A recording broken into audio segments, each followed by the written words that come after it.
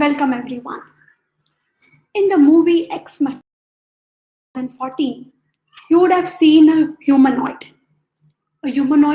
who had feelings, who could predict what the next person is going to say. We are not far apart from that, and now it's a reality. Here I am, Aparna Pathak from Tata Consultancy Services. I work in the Global Privacy Office, ensuring that everything we do is a privacy compliant.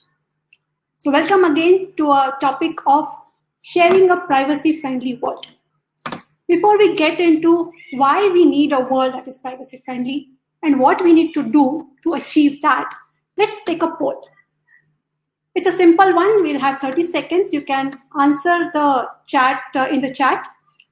What is your preferred mode of shopping?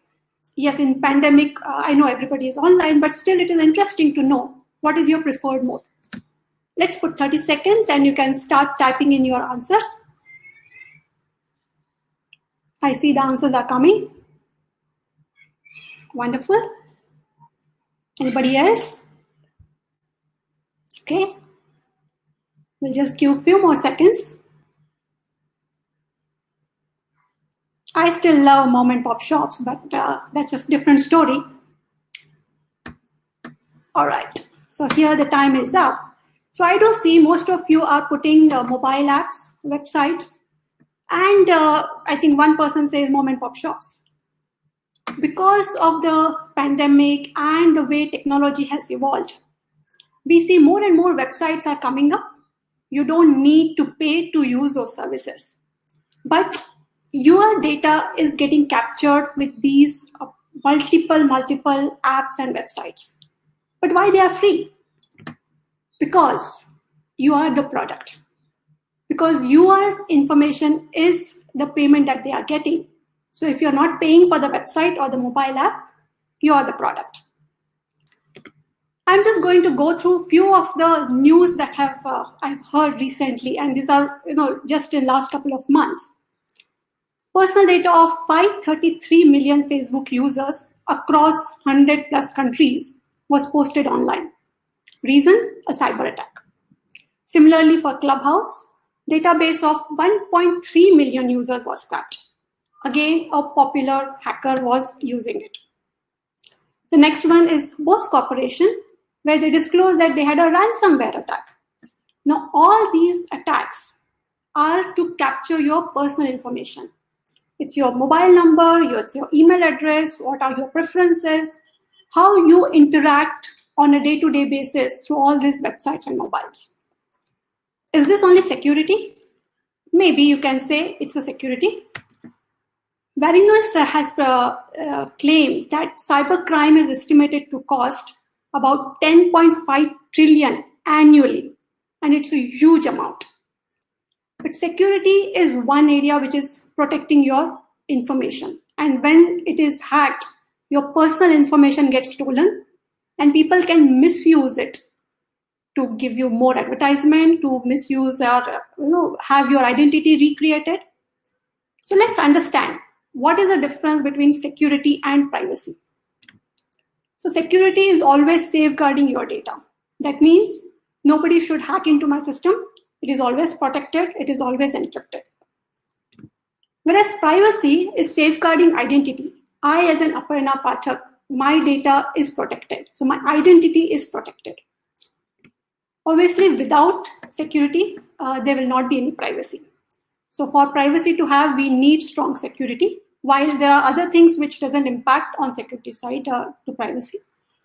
But privacy can stand alone also have an impact. You may have the best-in-class security systems, but you are using data for some other purpose, then it is a privacy violation. And that is one of the reasons why we need to have more control on our data. Let's again have a poll, again 30 seconds you have. There are 3 statements. By some way, will you be able to identify any individual person? You can just write in 1, 2, or 3, and let's see if these statements can help you identify an individual. So again, putting 30 seconds. Please feel free to put your answers in the chat.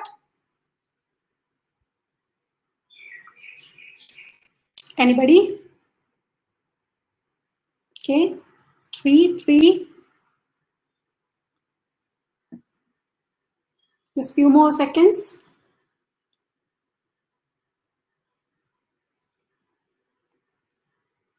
All right. Thank you, everyone.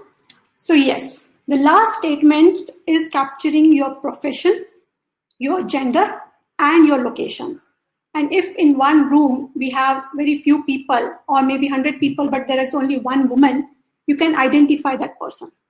So similarly, if your data is there on the internet or in the cloud, you can assume how people can link the information and identify. For the first two cases, if my sample size is smaller, I can still identify. And hence, personal data or personal identity of an individual becomes very important. This particular map is showing you how the privacy regulations across the world are changing. Right from California to Australia, you will see this map becoming more red, be it GDPR or be it in Brazil, LGPD, or the upcoming India regulation. Every country says privacy is a fundamental right. That means every individual can claim for their privacy. And hence, all across the world are giving extreme importance to privacy. And regulations are giving fines to all the other organizations where they find that it is not following the regulation. And this is the impact that we see on the technology also.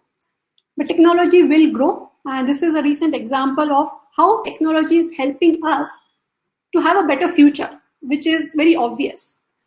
But facial recognition in Singapore is your credit card. So that every verification will happen from your iris scan to your expressions to your bone structure to everything else. And that, yes, it gives me a higher security. It allows me that it cannot be impersonated.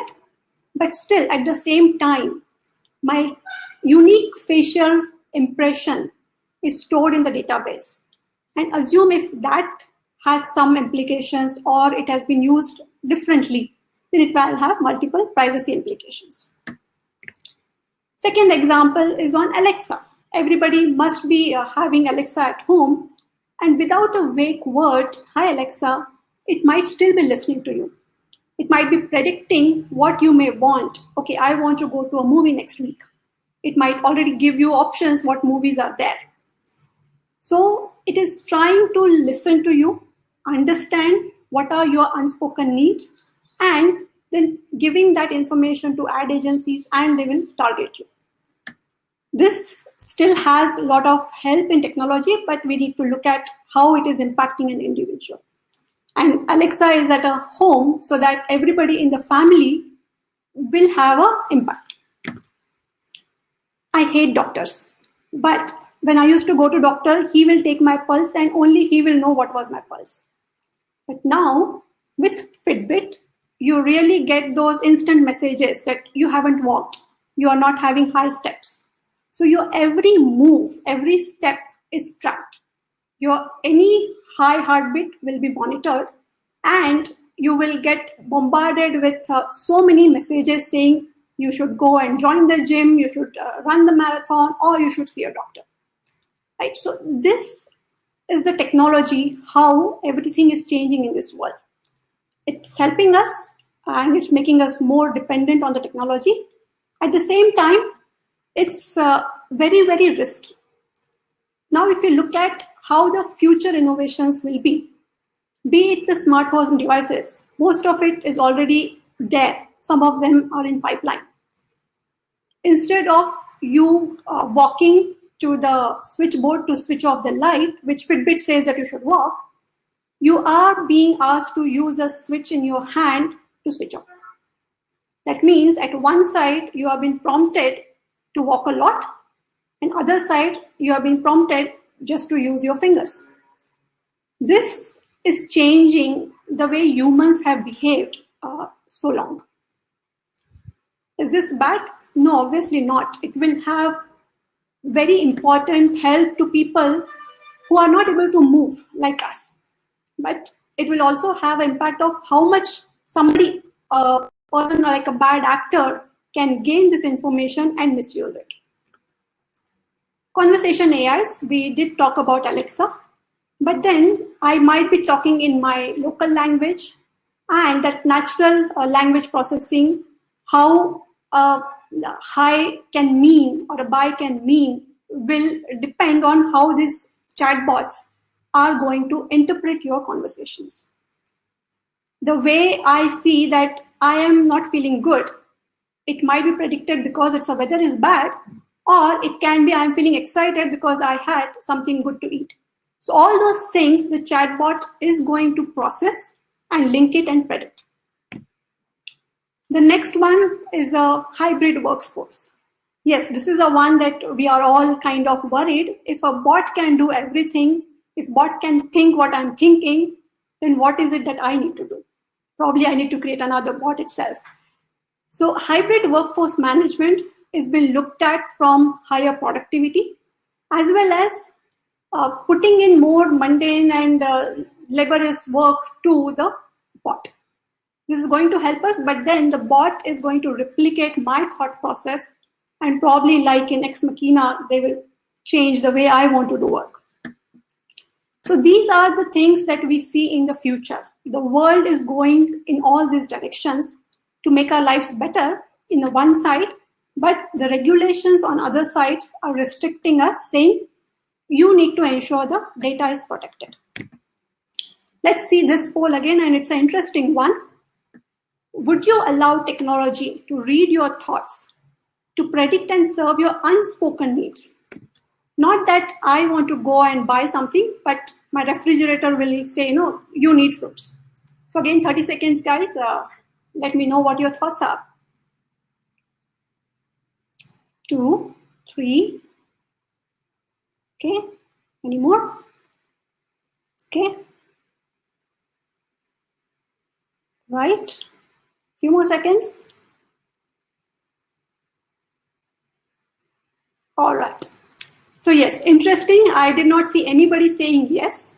It's maybe or no. Now, no is negative side of it, saying, we don't want. Yes, that is your choice. But when we say maybe, then what is that maybe? When I would allow and when I would not allow. Okay. So let's see what this privacy-friendly future look like. I, as a data subject or an individual, have control over my data. That means I can say, okay, you can read my thoughts in this scenario, but you cannot read it in that scenario. That is my control. I exactly know how my data is used. Be it Alexa or be it smart devices, anything. I know exactly what they are doing, how they are processing, and where they are sharing, right? My data is always protected. Security is of very high importance here. And I have rights over my data. I want to delete it, I should delete it. I want to know where you send it, I should be allowed to do that. That is how the privacy-friendly future will look like. This is from me as an individual perspective. Now let's see how the organizations should look at this in a different way. Security measures, we have already spoken about it. It's the pillar of the future. The next one is transparency in the processing. You would have seen many apps when you download, it will throw a lengthy privacy notice, or it will say you have to give a consent. But at the end of the day, in a legal language, it gives you a transparency, saying this is how I use your data. I will use it for so and so reasons, and this is how I will send. I will send it out of Europe, out of India, anywhere else, right? So that's the transparency which we will have to ensure that it is available. So organizations need to build in a framework wherein every data processing is given transparent information, and it should be not in a legal big language, but in a user-friendly language. Even a kid, when he is using an app, or even an elderly person who has never used any application, they both should understand how the data is used. Third one is on the privacy by design solutions. This is the most important one. It is very, very principle based, but how you design the solution depends here. So let's look at the 7 principles by Dr. Anne Cowbeckian. The The privacy needs to be built in each phase, requirements to decommission. Everywhere, you need to ensure that it is inbuilt. It has to be proactive. You cannot keep privacy towards the end of everything saying, I have developed it, now I'll implement privacy. You need to anticipate how the users are going to react, how a criminal is going to look at cybercrime has to be looking at, right? So all those things you have to predict and be proactive. Keeping privacy as default setting. If I have been given choices that I want only email to be sent, but not as a SMS, you don't use my mobile number, those settings have to be turned off by default. Only I should be able to select for what purpose I need information and how I should be using it. So keep privacy as a default setting and consume the minimum information, use it only for the purpose. Third one, it's obvious that it needs to be part of your complete design, wherein I should know if somebody wants to delete their data, what can be deleted and what cannot be deleted. Otherwise, if you don't design it in the way it is required, you will have to change the complete solution because of the regulations demanded. And you cannot have many people asking you to delete the data. So every stage has to be embedded into the design. The next one is give the full functionality, not kind of say, no, you have to do this, you have to give me this data, then only I'll give you this functionality. There cannot be any trade-off. There cannot be trade-off of saying, if you give me this, then I'll give you this security. If you don't give me this data, I will not give you this security. So that we do not want. We really want a win-win situation for users as well as for companies. End-to-end encryption, I'll not go in details of it. Security is a separate topic altogether, but it's a very important one. Visibility and transparency, we touched upon it. The trust gets built when you are transparent to the user. When I'm sharing the data, I know that I will get these emails, but I will not get other promotional emails. I'm okay. I will have the trust built by the organization. Keep it user-centric. Every time you design anything, look at how a user is going to process that information. What is it that user will look at it? So keeping user-centric is about respecting their individuality and their privacy. So keep user at the center of everything. As I was giving example of Ex Machina, so whenever the artificial intelligence software is developed, we see today many decisions are done by artificial intelligence. The data that is used to test this AI is very important. If I have used a data which is biased in nature, or maybe I have used only female or only male in the sample, my AI solution will be biased. So ensure that your data is diverse. As long as possible, don't use actual data because, again, you're using it for some other purpose. So keep it synthetic, keep it anonymous if you cannot have synthetic. And it's very important that you should test for the bias that is inbuilt. Test how it is changing the behavior. And please ensure that you don't do automated decision making, because the regulation says if something goes wrong and if the decision made by the AI tool is wrong, a human should be intervening it and then giving that reason of why such decision was made. So keeping human in the loop is very important. The next, privacy is a fundamental right. It is your data, your choice, and your right. You need to own it. Compliance is expensive, but non-compliance can be even more costly. Internet of behaviors is just here, but now it's time we change the behavior of the internet. Thank you so much, everybody. If you have any questions, I can take them. I see a lot of chats that have come up here. Thank you so much, everyone.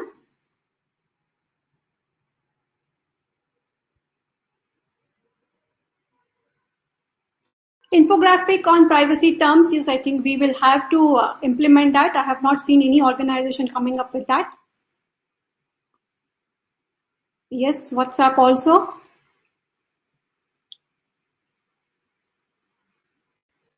It is individual's responsibility to verify, but then as an organization, I should enable users to verify the settings correctly.